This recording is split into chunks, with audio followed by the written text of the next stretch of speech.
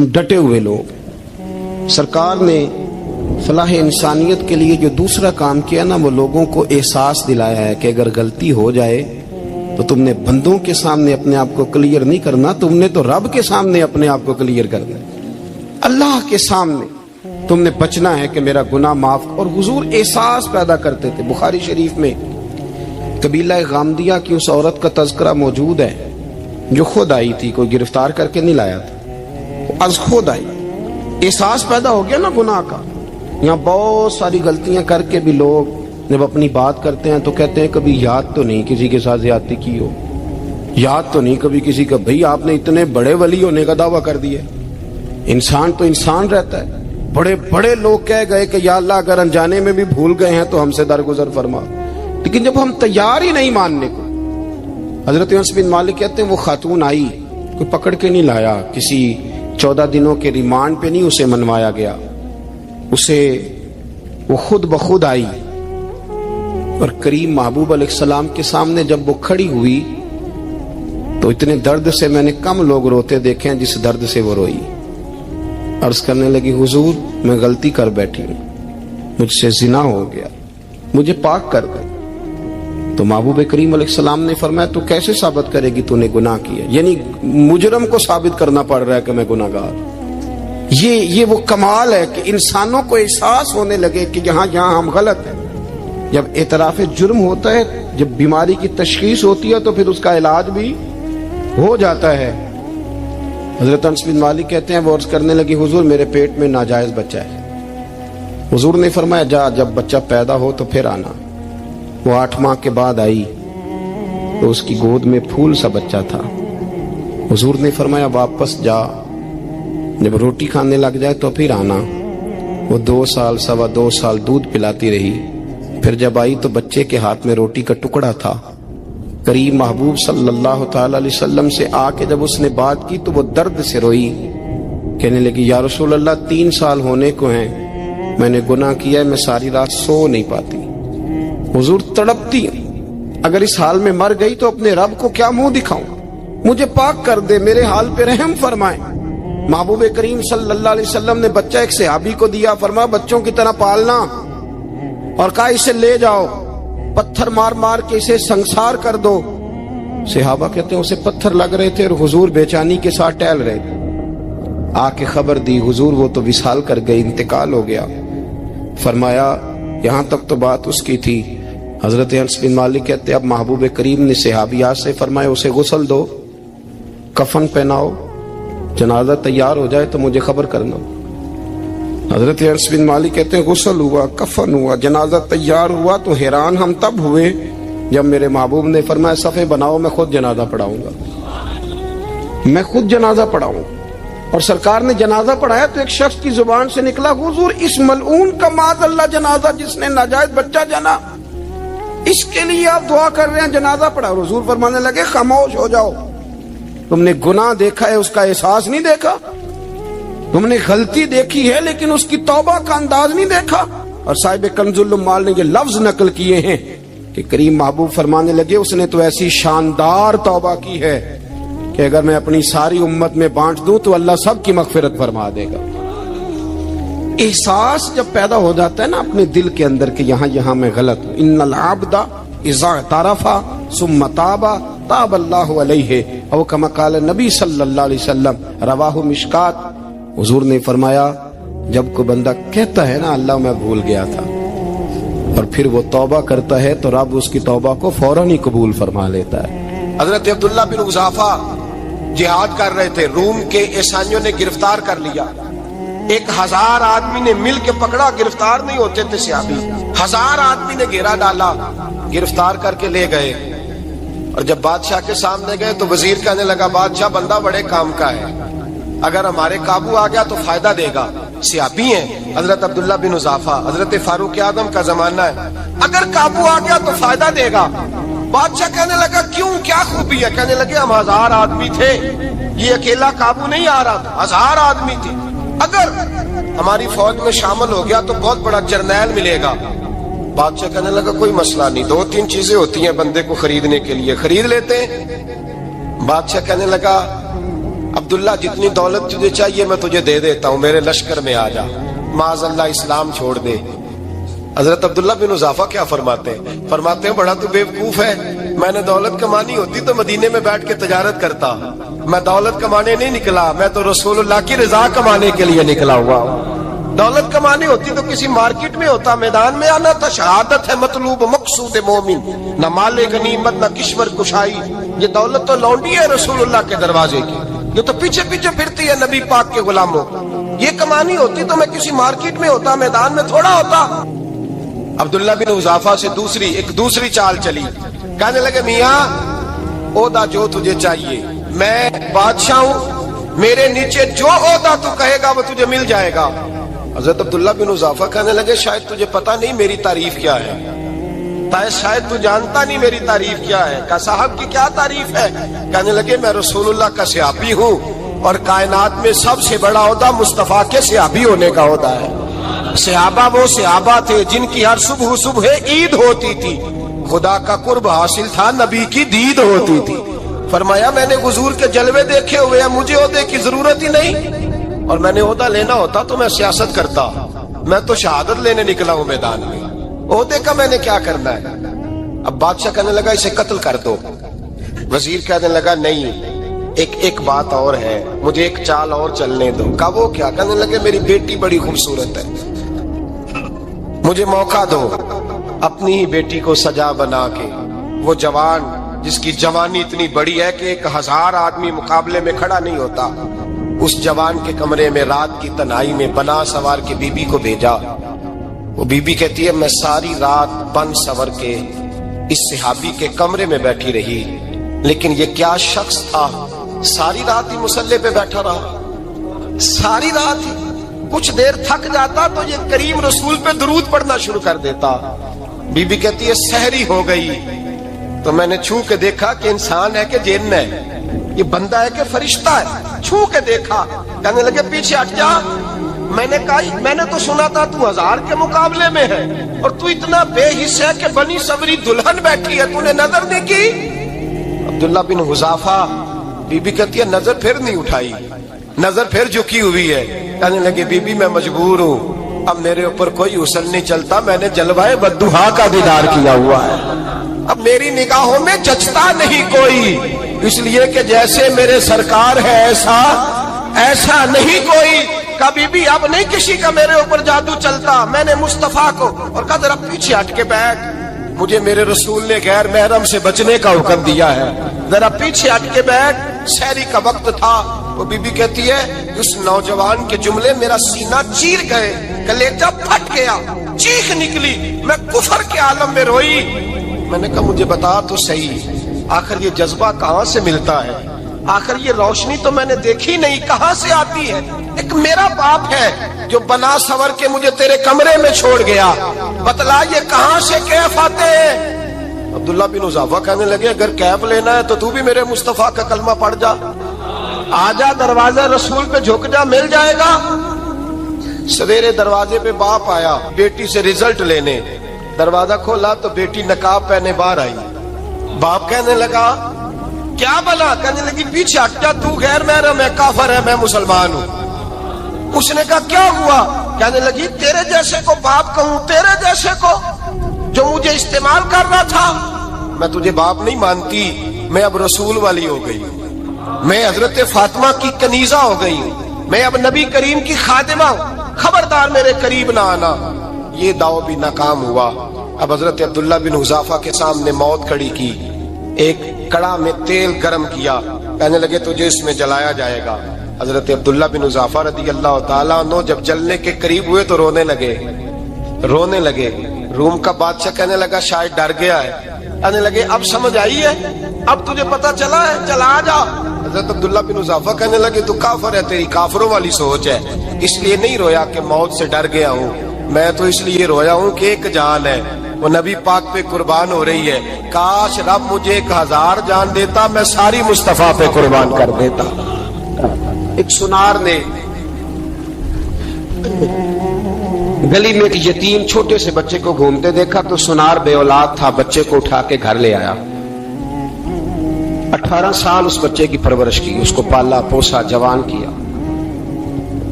सुनार के पास वो दुकान पे चला जाता, वो कई दफा दुकान पे रहता, कई दफा घर में रहता। एक दफा वो दुकान पे था, बच्चा घर था, 18 साल का जवान। उसकी बीवी अकेली थी। वो जिसने मां बन के पाला था उसने उसी पे हमला कर दिया, उसका बाजू बुरी नीयत से थामा। बीवी चीखी, थोड़ी देर गुजरी तो वो नौजवान पैरों में बैठ गया, कहने लगा अम्मा पता नहीं मुझे क्या हुआ। शाम को सुनार आया, बीवी चीखने लगी, चिल्लाने लगी, कहने लगी आज अजीब बात हुई, जिसको मैंने जिगर का खून दे दे के पाला उसी ने गंदी नजर डाली। सुनार महबे हैरत है। बीवी का ख्याल था कि लाठ उठाएगा, डंडा उठाएगा, नौजवान को मारेगा, लेकिन वो रोने लग गया। उसने कहा आज उसने मेरा बाजू थामा है, जाने क्या किया है। परेशान होने लग गया, सजदे में गिर गया। कहा तू बताता क्यों नहीं? तो वो सुनार कहने लगा उसकी गलती नहीं, 18 साल के बाद आज मुझ पर भी शैतान सवार हुआ था। एक औरत आई थी, वो अपने बाजुओं में चूड़ियां पहनना चाहती थी, तो मैंने भी गंदी नजर से हाथ डाला था। रब करीम ने मुझे फौरन उसकी सजा दी। जिनके घरों में बेटियां होती हैं उनकी नजरें गंदी नहीं होती। जो बेटियों के बाप होते हैं, जो बहनों के भाई होते हैं, उनकी नजरें गंदी। और अगर तू टेलीफोन करता है, तू किसी औरत के साथ ताल्लुक रखता है, तो ये बात लिख ले, इमाम फखरुद्दीन राजी 1, अल्लामा इस्माइल हक्की 2, मुल्ला जलालुद्दीन रूमी 3, इमाम खाजन 4, इमाम जलालुद्दीन सयूती 5 हदीस के उस्ताद और मुहद्दिस लिखते हैं कि अगर तू किसी पर गंदी नजर डालेगा तो तेरा घर बच सकता, याद रख, नहीं बचेगा। इसलिए कि तेरी नजर किसी की बेटी को बेटी समझ, ताकि तेरी बच्ची का पर्दा कायम रहे। किसी की बहन को, ये क्या बात हुई कि तू जितना मर्जी गंद मुआशरे में फैलाता रहे, तेरा घर बचा रहे, ये कैसे हो सकता है? फाइना लहू मईशतन दंका, अल्लाह फरमाते हैं जिंदगी तंग हो जाएगी तेरे लिए मुश्किल। तू ढूंढता फिरेगा कि मैं मरने को जगह तलाश करूं। सच्ची तौबा करें, खरी तौबा करें। ये गुनाह इंसान को मजबूर कर देते हैं। हजरत अब्दुल्ला बिन मुबारक रहमतुल्लाह ताला अलैह, उनके सैकड़ों शागिर्द थे। एक शागिर्द के इंतकाल का वक्त आया तो घर गए मिलने। आप कहते हैं मैंने जोर लगा लिया पर उसकी जुबान पर कलमा जारी नहीं हुआ। मैं उसे कहता कलमा पढ़, पर उसकी जुबान पर जारी। अल्लाह अकबर, बहुत बड़ी नेमत है। दुआ फरमाए अल्लाह ईमान की मौत अता फरमाए, ईमान की मौत दे अल्लाह करीम, ईमान की मौत दे। ऐसे भी लोग देखे हैं, मस्जिद नबवी है, रसूलुल्लाह का शहर है, सर सजदे में है, रूह परवाज कर गई। रूह पर कितना नसीबों वाला है, कितना नसीबों वाला है कि मस्जिद नबी में सर सजदे में रखा है और अल्लाह तबारक व तआला ने महबूब के कदमों में मौत अता फरमाई। तो हज़रत अब्दुल्ला बिन मुबारक कहते हैं मैंने उसको कहा कलमा पढ़, तो उसकी जुबान पे जारी नहीं होता। मैं बार बार कहता तो वो मिन्नत करता, कहता हुजूर मैं कोशिश करता हूं, जारी नहीं होता। फरमाते मैं परेशान होके उठा, अभी मैं दरवाजे पे पहुंचा था, उसने चीख मारी और रूह परवाज कर गई। बच्चे रोने लगे, बीवी रोने लगी। तो मैंने उसकी बीवी से कहा कि जुर्म क्या करता था, इतना बड़ा पापी पे कलमा जारी नहीं हुआ। उसकी जोजा कहने लगी हजरत जी 2 गुनाह थे इसके। एक तो ये शराब का आदी था, रोकती थी बाज नहीं आता था, और दूसरी बात यह कि ये अपनी अम्मा का नाफरमान था। वो 2 गलियां छोड़ के रहती है, ये कभी मिलने नहीं गया था। उस बूढ़ी का कलेजा इसकी तरफ से बड़ी तकलीफ में था। तो हजरत अब्दुल्ला बिन मुबारक कहने लगे जा तू भी दुआ कर और उसकी माँ को भी कह दुआ करे कि यहाँ तो ये कलमा नहीं इसे नसीब हुआ, अल्लाह करे अल्लाह आखिरत की मंजिलें इसकी बेहतर फरमा दे। ये हदीस सुनाने लगा हूं, हदीस है, हदीस रसूल है।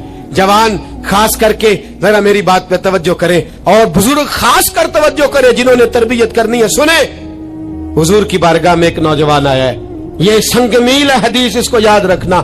अर्ज की हुजूर मैं सारे गुनाह छोड़ सकता हूं, जिना नहीं छोड़ता। हुजूर मुझे जिना की इजाजत होनी चाहिए। मेरे हबीब ने थपकी दी, बिठा लिया। मैं कहता हूं हुजूर ने गुनाहगारों को मुआशरे से काटा नहीं, उनकी तरबियत फरमाई है, उनकी तरबियत फरमाई है, उनको करीब फरमाया। मेरे हबीब करीम सल्लल्लाहु अलैहि वसल्लम ने फरमाया इधर आ बैठ जा, बैठ गए। हुजूर ने फरमाया तू पसंद करता है तेरी मां के साथ कोई बदकारी करे? हुजूर नहीं।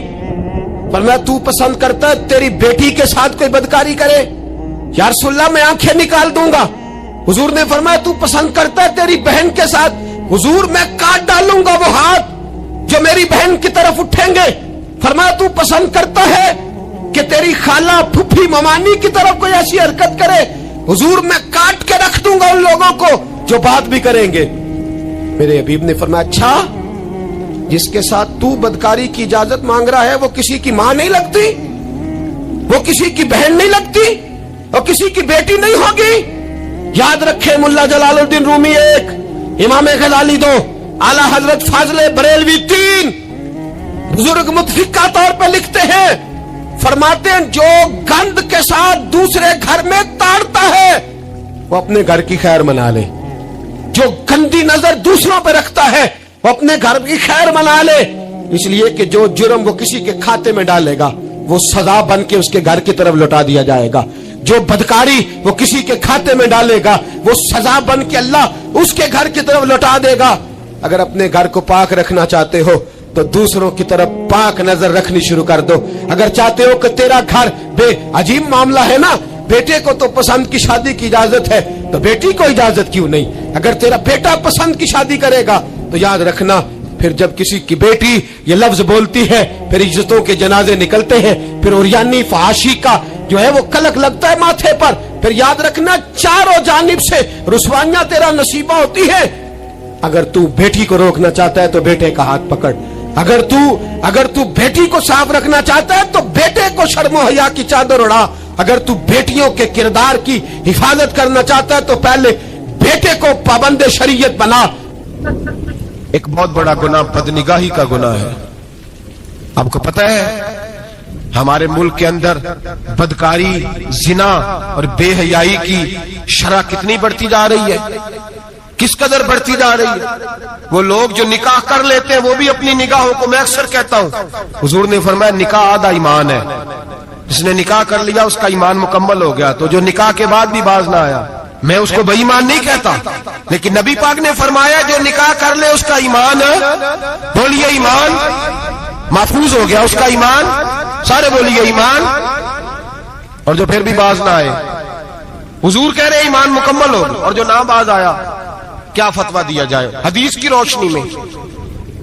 मेरे नबी पाक की बारगाह में औरतें आई तौबा करने, बैत करने, मुसलमान होने, तो हुजूर बैत लेते वक्त फरमाने लगे मेरे साथ वादा करो, झूठ नहीं बोलोगी, गीबत नहीं करोगी, जिना नहीं करो। एक औरत बोल पड़ी, कहने लगी या रसूल अल्लाह सल्लल्लाहु अलैहि वसल्लम मैं मुसलमान तो नहीं पर खानदानी हूं, मेरे घर वालों के जहन में भी कभी जिना का ख्याल नहीं आया।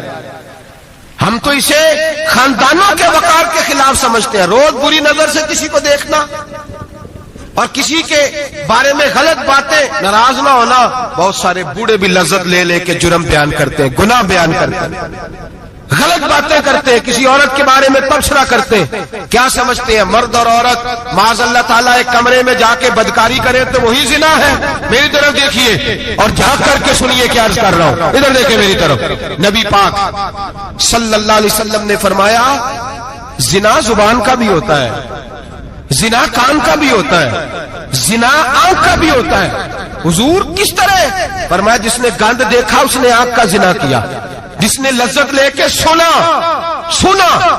चुप नहीं कराया, पूरी बात सुनी, वो भी जानी है। और जिसने गंदी बात बोली वो मुंह का जानी है, जिसने गंद सोचा वो दिमाग का जानी है। और जानी को सबसे पहली सजा अल्लाह ये देता है कि सजदे की लज्जत छीन लेता है, इबादत का सुरूर छीन लेता है, उसका नमाज में दिल नहीं लगता।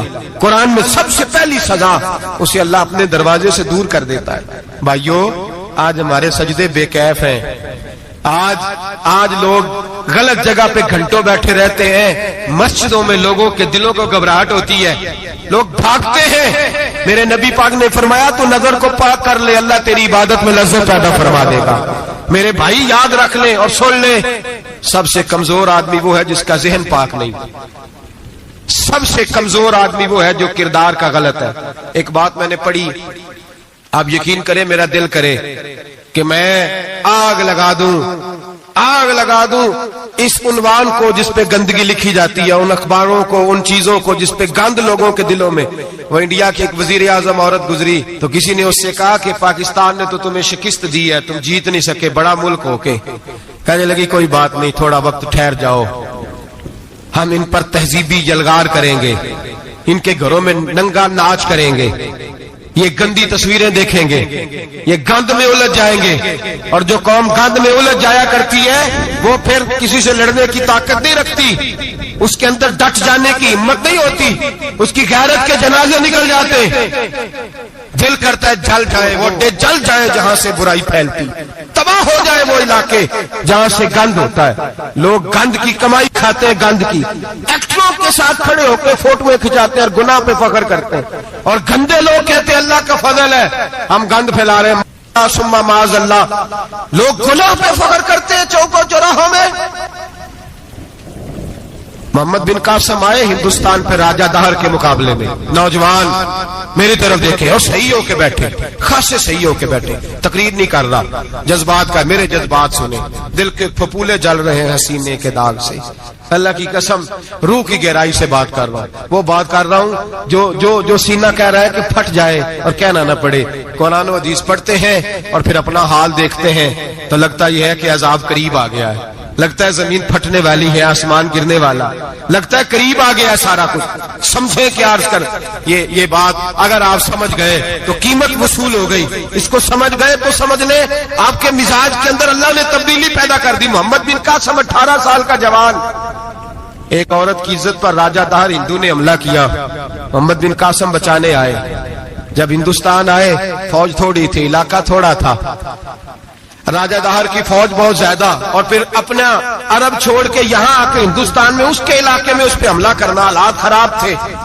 محمد بن قاسم پریشان ہے. ایک بزرگ نے دیکھا، کہنے لگے پریشان کی ہو؟ کہنے لگا سوچتا ہوں علاقہ بھی اس کا، فوج بھی اس کی، میرے فوجیوں کو تو رستوں کا بھی نہیں پتا، کیسے جنگ کریں گے، کدھر سے آئیں گے، اور پھر ہمیں زبان بھی نہیں آتی، کیسے کام ہوگا، ڈر رہا ہوں. 2-4 دن گزرے تو محمد بن قاسم اشاش بشاش ہو گئے. وہ بزرگ کہنے لگے خیر ہے، بڑے مطمئن ہو گئے ہو. کہنے لگے بس راجہ دہر ہم سے مقابلہ نہیں کر سکتا، راجہ دہر ہمارے مقابلے میں کھڑا نہیں ہو سکتا. وہ گرا کے گرا، وہ لڑکھڑایا کے لڑکھڑایا، ریزہ ریزہ ہو جائے گا. آپ کو کیسے خوشخبری مل گئی؟ کہنے لگے مجھے پتا چلا ہے کہ راجہ دہر ذہن کا گندا ہے، وہ تو چچا کی بیٹی کو نہیں چھوڑتا، ماموں کی بیٹی کو نہیں چھوڑتا، خالہ کی بیٹی کو گندی نظر سے دیکھتا ہے. جس کا ذہن گندا ہوتا ہے وہ کسی کا مقابلہ نہیں کر سکتا. ہمیں فتح ہوگی، فتح، وہ گرے گا. وہ بزرگ کہتے ہیں میں سمجھ گیا کہ واقعی سے فتح ہوگی. آج کشمیر کیوں آزاد نہیں ہو رہا، فلسطین میں آگ کیوں لگی ہوئی ہے؟ مسلمان جب تک ذہن کا گندا ہے کمزور ہے، جب تک ذہن کا ناپاک ہے کمزور ہے. حضرت سعد بن ابی وقاص رضی اللہ تعالیٰ عنہ فرمایا کرتے تھے اللہ مسلمان کی مدد اتنی دیر تک کرتا رہتا ہے جتنی دیر تک مسلمان کا ذہن صاف رہتا ہے، کردار پاک رہتا ہے. آگ اس لیے معاشرے میں لگی ہے. نوجوانوں تم کہتے ہو کامیابیاں نہیں ملتی، اسے کیسے کامیابی مل سکتی ہے جس کا ذہن ہی صاف نہیں؟ وہ کیسے دنیا کی بازی جیت سکتا ہے جس کی نگاہ ہی پاک نہیں؟ وہ کیسے آگے بڑھ سکتا ہے جس کے کردار میں پاکیزگی نہیں؟ اپنے آپ کو پاک کر لو، اللہ ہر مشکل میں تمہاری مدد فرمائے گا، ہر رستے میں تمہاری مدد فرمائے گا.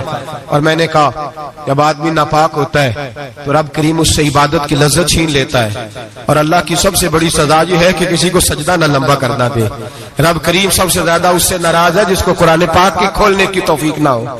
سب سے زیادہ رب کریم اس شخص سے ناراض ہے جو اللہ کی بارگاہ میں جھکنے کی لذت چھوڑ جائے. میرے نبی پاک سید عالم علیہ السلام کے صحابہ لمبی عبادتیں کرتے تھے، لمبی. کسی نے کہا تھا روم کے بادشاہ تھے کہ یہ مسلمان فاتح کیوں ہو جاتے ہیں؟ تو اس نے کہا میں نے مولا علی کے زمانے میں جاسوسی کرائی تھی، پتا کیا تھا کہ ہر میدان میں کامیاب کیوں ہوتے ہیں. تو کہتے میں نے دیکھا یہ دن کے مجاہد ہوتے ہیں پر رات کے عابد ہوتے ہیں. اب آگے بڑھتے ہیں. قرآن مجید نے سورہ نور کی آیت نمبر 30 میں کہا کہ کل للمؤمنین یغضوا من ابصارہم، فرمایا کہ اے محبوب علیہ السلام مومن مردوں سے کہہ دو کہ اپنی نظریں جھکا کے رکھیں، اپنی نظریں.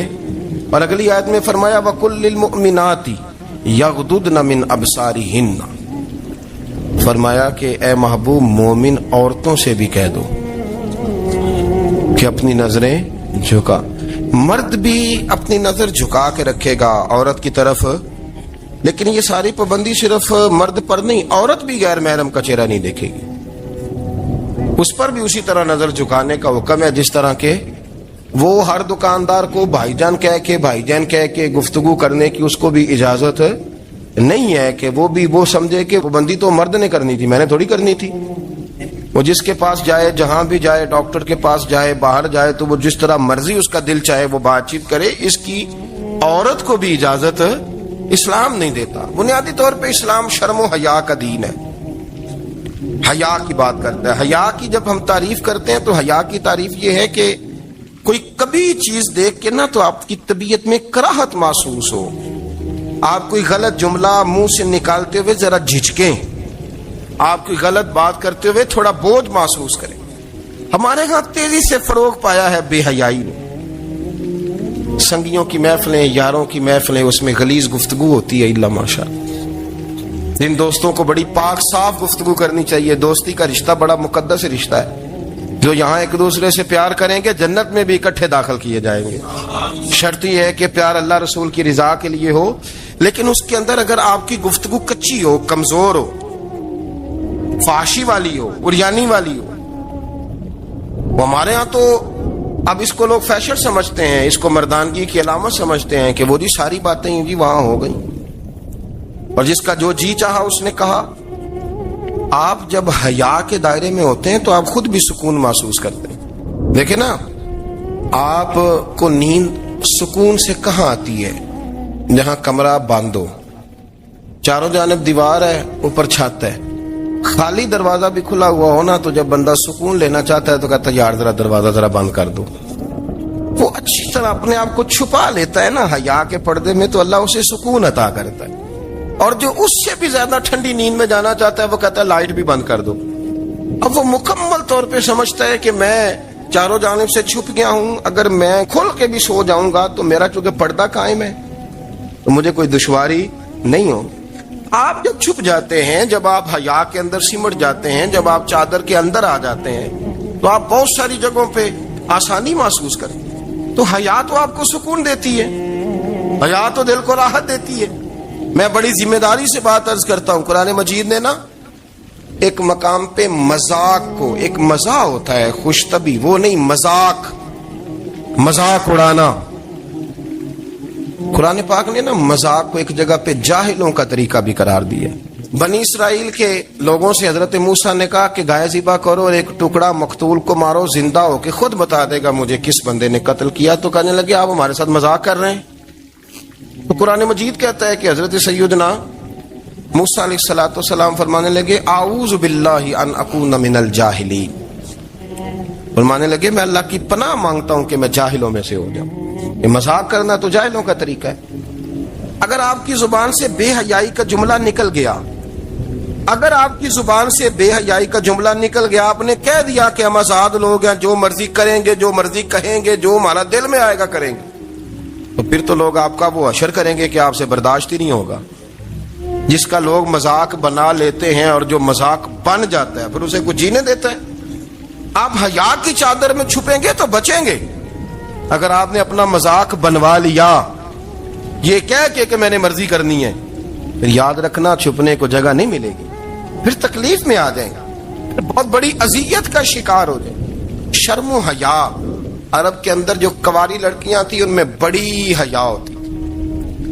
الحمدللہ میں بڑے فخر سے کہتا ہوں کہ میرے پنجاب کی، میرے پاکستان کی بیٹیاں بھی 20 دفعہ ان کا ابا کہے تیری شادی کرنی ہے تو وہ آنکھ نہیں اٹھا پاتی آج بھی. یہ تو وہ چند لوگ ہیں جو کہتے ہیں ہم ہائی کلاس ہو گئے، ہمیں نہیں پتا کہ وہ روشن خیال ہو گئے ہیں کہ روغن خیال ہو گئے، پتہ نہیں کدھر چلے گئے.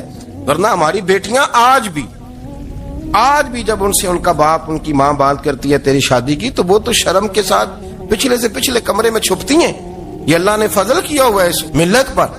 تو عرب کی لڑکی بڑی حیا والی ہوتی تھی، اس سے کوئی بات کرنی پڑتی تھی تو 20 دفعہ بات کی جاتی، پھر بھی وہ عورت چھپتی پھرتی تھی.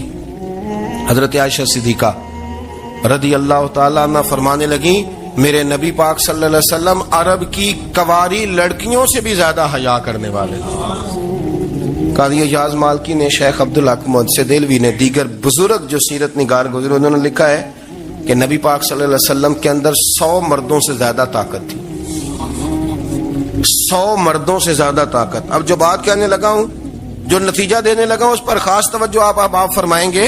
ذرا فکری طور پر، نظریاتی طور پر ایک چیز کو سمجھیے۔ ہم سمجھتے ہیں کہ جوان لڑکا ہے جی، جو مرضی کرے، عمر ہے جی۔ آپ ذرا بات پر غور کیجئے گا کہ حضور صلی اللہ علیہ وسلم میں طاقت 100 مردوں سے زیادہ ہے اور حیا کنواری لڑکیوں سے بھی زیادہ ہے۔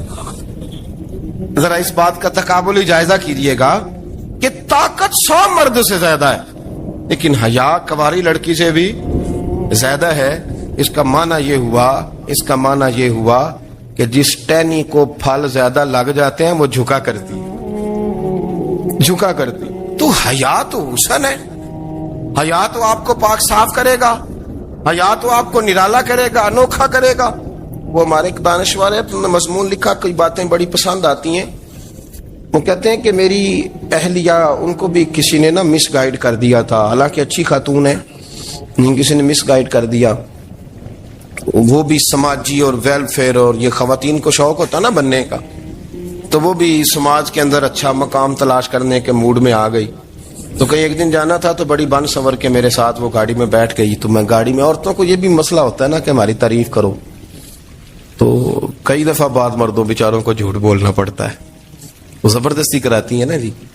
تو اس میں گنجائش بھی دی ہے شریعت نے گنجائش دی ہے کہ کبھی بیوی کو راضی کرنے کے لیے خلاف واقعہ بات کرنی پڑے تو کر لینی چاہیے، تو وہ کراتی بھی ہیں۔ 3 موقع پر خلاف واقعہ بات کرنے کی اجازت ہے، واقعے کے خلاف بھی آپ بات کر سکتے ہیں، جنگ کے موقع پر 2 لوگوں کو صلح کرانے کے لیے اور بیوی کو راضی کرنے کے لیے کر لیں کوئی ایسی بات، بے شک اپنی طبیعت پہ جبر کر کے کر لیں، گنجائش ہے، اجازت ہے۔ وہ کہتے ہیں جب وہ گاڑی میں میرے ساتھ بیٹھی بن سنور کے، وہ تقاضا کرنے لگی کہ میں نے بڑے اچھے کپڑے پہنے ہیں پر آپ نے توجہ نہیں کرائی۔ وہ سیانا بندہ تھا، وہ چاہ رہا تھا کہ میری خاتون سمجھ جائے۔ وہ کہتے ہیں مجھے پتا تھا کہ بیچاری مس گائیڈ ہو گئی ہے، دل کی بڑی اچھی ہے، سیانی ہے، لیکن اس کو کچھ خواتین نے، کچھ لوگوں نے مل کے اس کو ذہن غلط کر دیا ہے کہ سماج میں نکلو، باہر جاؤ، کام کرو، فلاں کرو، اپنی مرضی سے جیو۔ تو میرے ساتھ گاڑی میں بیٹھی کہیں جانے کے لیے، تو مجھ سے کہنے لگی کہ آپ نے میری طرف توجہ ہی نہیں کی، آپ نے کوئی ذکر ہی نہیں کیا کہ میں کیسی لگ رہی ہوں۔ تو وہ کہتے ہیں میں نے اسے کہا کہ اگر تو ناراض نہ ہو تو پھر میں صحیح والی تعریف کر دوں۔ تو اس نے کہا کہ آپ کر دیں۔ تو کہتے ہیں میں نے درد سے اور خلوص سے اپنی بیوی سے کہا، خلوص کے ساتھ میں نے کہا میں تو روز گھر ہوتا ہوں، روز شام کو گھر ہوتا ہوں، اگر تو میرے لیے تیار ہوتی تو میں تیری تعریف کرتا، لیکن آج تو باہر جانے کے لیے تیار ہوئی، تو پھر ان سے تعریف کی امید رکھ جن کے لیے تو نے تیاری کی ہے۔ میرے لیے تیاری کرتی تو میں تو ہر شام تیرے پاس ہوتا ہوں۔ کہتے وہ میرے لفظوں میں درد تھا تو وہ بھی رو پڑی۔ تو کہنے لگی آپ گاڑی روک دیں، مجھے باہر جا کے کسی کو راضی نہیں کرنا، میں نے اسے راضی کرنا ہے جس کو رب کریم نے میرا شوہر بنایا ہے اور میرے لیے منتخب کیا ہے میرے ماں باپ کو، میں واپس لوٹتی ہوں۔ یہ ایک پہلو ہے سلگتا ہوا، اس کو سمجھا جائے۔ رسول کریم صلی اللہ علیہ وسلم عرب کی کنواری لڑکیوں سے زیادہ حیا والے تھے، کنواری لڑکیوں سے زیادہ حضور حیا فرمایا کرتے تھے۔ جب خانہ کعبہ کی مکہ شریف میں تعمیر ہو رہی تھی نا، اہل عرب اس کو تعمیر کر رہے تھے، تو نبی پاک صلی اللہ علیہ وسلم اپنے چچا حضرت عباس کے ساتھ خانہ کعبہ کی تعریف میں مصروف تھے۔ تو عرب کے لوگ چونکہ لمبا کرتا پہنتے تھے پیروں تک، تو نیچے اگر کسی وقت کوئی چیز نہیں بھی ہوتی تھی تو کسی کو وہ نظر نہیں آتی تھی، کیونکہ پردہ رہتا تھا، ایک لمبا کرتا پہنا ہوا ہوتا تھا۔ تو جب بچے، سرکار کی عمر مبارک بھی ابھی تھوڑی تھی، تو اس طرح بچے جب نکلتے تو وہ کئی دفعہ اپنی تہمت اتار دیتے نیچے سے، اور کوئی مزدوری کرنے لگتے تو 3-4 طے کر کے تہمت کی کندھے پہ رکھ لیتے، جس طرح کبھی دیہاتوں میں لوگ کپڑا سر پہ رکھتے تھے کہ اوپر اگر کوئی وزنی چیز رکھیں گے تو وہ تکلیف نہیں دے گی۔ نبی پاک صلی اللہ علیہ وسلم بھی سب لوگوں کے ساتھ خانہ کعبہ کی تعمیر میں شامل تھے۔ حضرت عباس رضی اللہ تعالیٰ انہوں نے کہا، हुजूर से अभी ऐलान नबूवत भी नहीं फरमाया था, भतीजे आप भी तामद उतारिए, ये सही मुस्लिम में हदीस मौजूद है, और इसको कंधे पे रख लीजिए, आप ईंटें उठा उठा के ला रहे हैं तो जरा आपको तकलीफ नहीं होगी। तो सरकार दो आलम सल्लल्लाहु अलैहि वसल्लम से ये बात कही और फिर जल्दी से हुजूर की तामद को निकाल के ना, हालांकि लंबा कुर्ता पहना हुआ है, तो वो जैसे ही उनके कंधे पे रखा ईंटें रखने के लिए तो सरकार तो जमीन पे गिर गए, बेहोश हो गए, आंखें आसमान की तरफ, और फिर हुजूर पुकार रहे हैं, आजारी आजारी आजारी, मेरा तामद दे दो, मेरा तामद दे दो। कभी कोई शख्स इस वजह से भी बेहोश हुआ है कि मेरे वजूद से कपड़ा उतर गया है? हालांकि सरकार पर वो बेहोशी भी नबी पाक का वो जो गलबा है ना शर्मो हया का, उसकी वजह से, वरना तो हुजूर फरमाते हैं कि मेरी आंखें सो जाती हैं, दिल तो मेरा उस आलम में भी जागता रहता है। तो सरकार जमीन पे तशरीफ ले आए, आंखें मेरा तामद दे दो, मेरा तामद दे दो, तो जल्दी से उन्होंने तामद दिया तो हुजूर ने बांध लिया। फिर तबीयत मुबारक में तसल्ली हुई, यानी हम उस रसूल के गुलाम हैं कि जिनके तो वजूद से कपड़ा उतर जाए तो हुजूर बर्दाश्त नहीं करते, कबूल नहीं फरमाते, तकलीफ शुरू हो जाती। लेकिन यहाँ नौजवान है और बड़ा कद काठ है और बड़े बड़े समझदार लोग हैं, गर्मी आती है तो शार्ट कपड़े पहन के घूमते हैं, उनको ख्याल नहीं कि ये वो वाला लिबास है जो बाहर तो क्या घर में अम्मा के सामने नहीं पहनना चाहिए, बहनों और बेटियों के सामने नहीं पहनना चाहिए। आपकी गुफ्तगू में शर्मो हया हो, आपके लबो लहजे के अंदर हुस्न हो। आपको पता है नबी पाक सल्लल्लाहु अलैहि वसल्लम ने फरमाया, मेरी उम्मत में सबसे ज्यादा हया करने वाले उस्मान गनी है, उस्मान गनी सबसे ज्यादा हया करने वाले। आप फरमाया करते थे, जब से हुजूर का चेहरा देखा है मैंने कभी अपनी शर्मगाह भी नहीं देखी, मैंने आंखों का वुजू नहीं तोड़ा, और जब से हुजूर के दस्ते मुबारक में मैंने बैत के लिए सीधा हाथ बढ़ाया तो फिर सीधा हाथ मैंने कभी गंदगी को नहीं लगाया। हयात। आप बाथरूम के अंदर भी गुस्ल फरमाते थे तो कपड़ों समेत करते थे। किसी ने कहा, हजरत जी वाशरूम के अंदर क्यों नहीं कपड़े उतारते? आप फरमाने लगे, बाहर बंदों से हया करता हूं, अंदर जाता हूं तो रब से हया आनी शुरू हो जाती, वो तो देख रहा है ना। तो मैं जो बात आपकी खिदमत में अर्ज करना चाहता हूं उसको आप समझिएगा मेरे अजीज, कि शर्म वाला मिजाज, गुफ्तगू भी शर्म वाली, आंखें भी शर्म वाली, लिबास भी शर्म वाला, दोस्ती यारी भी शर्म वाली, बहुत सारी ऐसी बातें। देखे ना आप जरा, मैंने कहा कि बातों को सुन के गुजर ना जाया करें, उसकी गहराई पर गौर करें। हुजूर इल्म का समुंदर है, सरकार से ज्यादा इल्म दुनिया में किसी के पास मौजूद नहीं है, और सहाबा को मौका मिला हुआ उस समुंदर से फैज लेने का। लेकिन उनकी हालत यह है कि हजरत अली मुर्तजा फरमाते हैं 14-14 दिन गुजर जाते। हुजूर से कुछ सवाल पूछना होता था पर मैं शर्म के मारे नहीं पूछ पाता था। 14-14 दिन बुखारी शरीफ में मौजूद है। एक दिन नबी पाक सल्लल्लाहु अलैहि वसल्लम ने पूछा सहाबा से कि वो कौन सा दरख्त है जिसके पत्ते नहीं गिरते, और वो दरख्त इस तरह है जिस तरह मोमिन होता है, वो दरख्त मेरे मोमिन की तरह बताओ। हजरत अब्दुल्ला इब्ने उमर फरमाते मुझे पता था कि वो खजूर का दरख्त है, लेकिन चूंकि अबू बकर सिद्दीक भी बैठे, उमर फारूक भी बैठे, मौला अली भी बैठे, उस्मान गनी भी बैठे, इतने इतने जय्यद लोग बैठे, तो मुझे हया आती थी कि मैं क्यों जवाब दूं। कहते सरकार ने कई दफा पूछा, लोगों ने कई और दरख्त बताए, पर फरमाया तुम्हारा जवाब दुरुस्त नहीं है। आप हया के इस पहलू पर गौर करें कि सवाल का जवाब आता है, सवाल का जवाब, यानी मुझे सवाल का जवाब आता और फिर मैं दूं ना, मुझे बदअज़मी ना हो जाएगी। ये कैसे मुमकिन है कि मेरी रात गुजर जाए, मुझे पता भी था और मैंने बताया नहीं। बहुत सारे लोग आके बहुत सारी बातें बताते हैं, बहुत सारी बातें वो समझाते हैं, तो हम गौर से उनका चेहरा देखने लग जाते हैं, कहते हैं यार इसका तो दावा था कि मैं समझने आता हूं, तो ये तो हमें समझा रहा है, चलो अल्हम्दुलिल्लाह हम समझने को तैयार है। लेकिन मेरे अजीज, पता भी है जवाब का, इल्म भी है, लेकिन फरमाते हैं मेरी हया ने मुझे इजाजत न दी कि मैं जवाब दूं।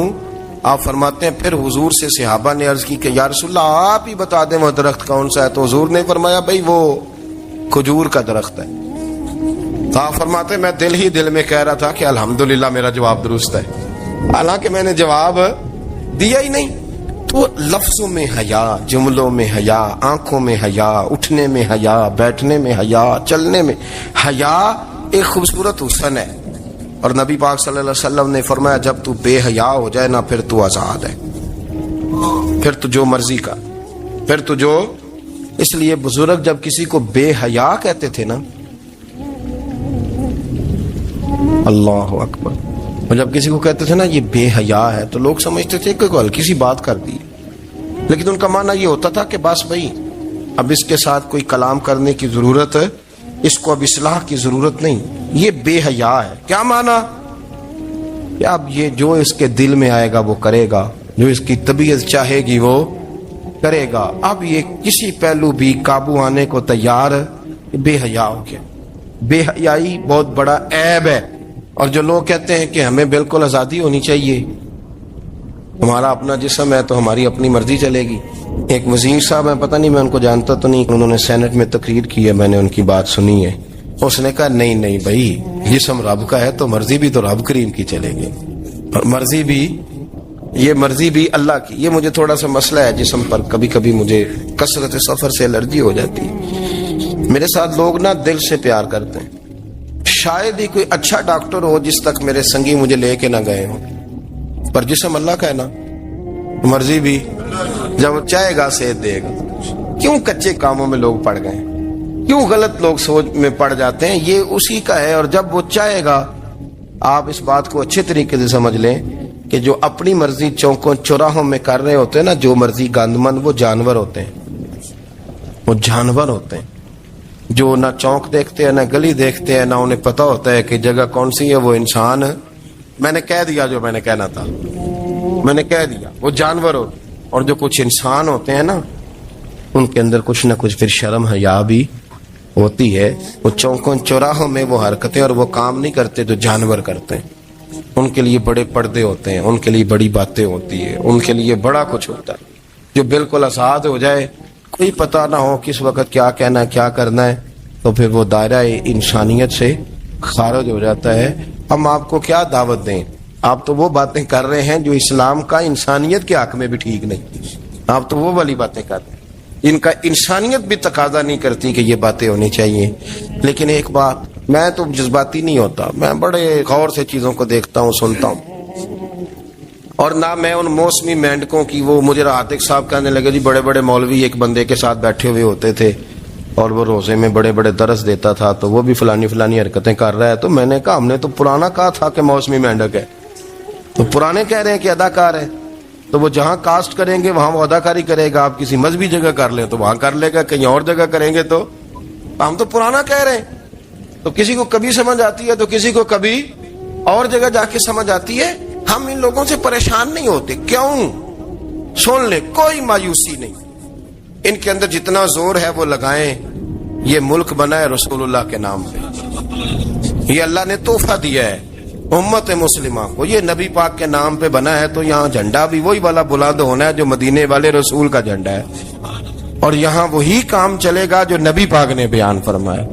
تو اس طرح کئی لوگ آتے ہیں، وہ شور شار کرتے ہیں، چلے جاتے ہیں، اتنے نہ پریشان ہوا کریں۔ بہت سارے لوگ تو بیچارے اس قابل بھی نہیں ہے کہ ان کا نام لیا جائے، مطلب اتنا ہم ان کو اہمیت دے دیں، ان کا ذکر کریں، ان کا نام لیں، ان کی بات کریں، وہ بیچارے اس قابل ہی نہیں ہے، مطلب سٹیٹس ہی نہیں ہے ہمارا، اتنے فارغ ہیں ہم۔ جب جو بندہ آئے گا کہانی چھیڑے گا تو ہم چھیڑ جائیں گے۔ اور بھائی اللہ کا فضل ہے، الحمدللہ تعالی، لوگوں نے بڑا شور کیا، اور بڑے زمانے سے دنیا شور کر رہی ہے، پر اللہ کے گھر مسجدیں بھری ہوئی ہیں، مسجدیں بھری ہوئی ہیں۔ ہماری بیٹیاں پردے کرتی ہیں، پردے کو پسند کرتی ہیں، وہ حجاب میں رہتی ہیں، وہ سمجھتی ہیں کہ ہمارا اصل حسن کیا ہے۔ تو یہ پراپوگنڈا پرانا چلا آ رہا ہے، اس کا اللہ کے فضل سے امت مسلمہ پہ نہ کبھی اثر ہوا ہے اور نہ کبھی ہوگا انشاءاللہ۔ مولا میرے مولا، میرے مولا، میرے مولا، مولا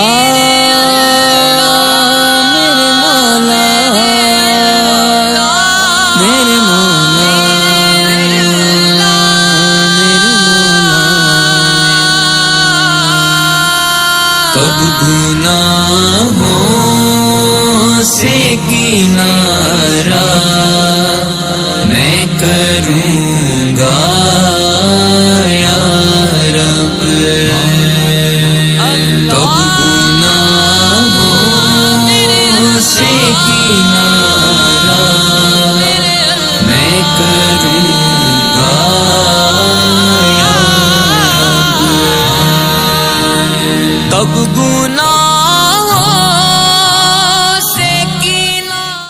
سے کہ اگر مرد اور عورت زنا کریں اور اس سے حمل واقع ہو جائے اور وہ دونوں اب شادی کرنا چاہتے ہیں تو کیا وہ شادی کر سکتے ہیں؟ اس بارے میں بتائیں۔ مرد عورت زنا کیے، حمل بھی نہ ثابت ہو، حمل نہ ہو، تب بھی افضل یہ ہے کہ دونوں کی شادی کرا دی جائے۔ اللہ تعالیٰ نے سورہ نور میں فرمایا ہے الزانی لا ينكح الا زانیة والزانیة لا ينكحها الا زان و مشرک وحرم ذلك علی المؤمنین۔ بعض علماء نے کہا ہے کہ زنا ثابت ہو گیا تو پھر صرف زانی ہی اس سے نکاح کر سکتا ہے، پاک باز آدمی ایسی عورت سے شادی نہ کرے۔ دوسرے علماء نے کہا کہ اگر اس کا توبہ، عورت کا توبہ ثابت ہو گیا، اس کی توبہ ثابت ہو گئی، پورے طور پر صحیح توبہ کر لیا ہے، تو کوئی بھی اس سے شادی کر سکتا ہے۔ لیکن سیاق آیت اور علماء کے اقوال سے معلوم ہوتا ہے کہ زانی اور زانیہ دونوں نکاح کر لیں، وہی افضل ہے، تاکہ ان کی آپس کی عزت چھپ جائے۔ خدا نخواستہ دوسری جگہ جا کر کے اگر وہ کرے گی، زنا واضح ہو گیا ہے، شوہر ہو سکتا ہے رات دن ستائے اس کو اس معنی میں کہ تم ایسی تھی ویسی تھی، تو افضل یہی ہے۔ اور اگر حمل بھی ہو گیا تو اور ہی زیادہ افضل ہے کہ وہ دونوں اکٹھا ہو جائیں تاکہ بچے کو سمیٹ لیں۔ رہ گئی بات مسئلے کے طور پر کہ وہ بچہ اس زانی کی طرف منسوب ہوگا یا کس کی طرف منسوب ہوگا، صحیح مسئلہ یہ ہے کہ زنا کی بنا پر لڑکا اس کی طرف منسوب نہیں ہوگا اسلامی حکومت میں یا اسلامی قوانین میں، البتہ وہ ماں کا بیٹا ہے، نام اس کے باپ کا کچھ اور رکھ دیجئے، ابن ام ہی بھی کہا جا سکتا ہے، اس کے ماں کا نام اگر فاطمہ ہے ابن فاطمہ، جیسا کہ تاریخ میں بہت سے لوگوں کو ابن سمیہ کہا گیا، جن کے بارے میں تھا کہ جاہلیت میں ان کے ماں سے کسی نے زنا کیا تھا، تو وہ جو ہے ماں کے ساتھ رہے گا۔ دوسری اولاد بھی پیدا ہوگی تو وہ اولاد اس کے لیے محرم ہوگی، کیونکہ ماں کا اسی ایک پیٹ سے نکلا ہوا ہے۔ تو اس طرح اس بچے کو سمیٹنے کے لیے بھی دونوں شادی کر لیں اور پھر آئندہ دونوں کی عزت اپنی محفوظ ہو جائے۔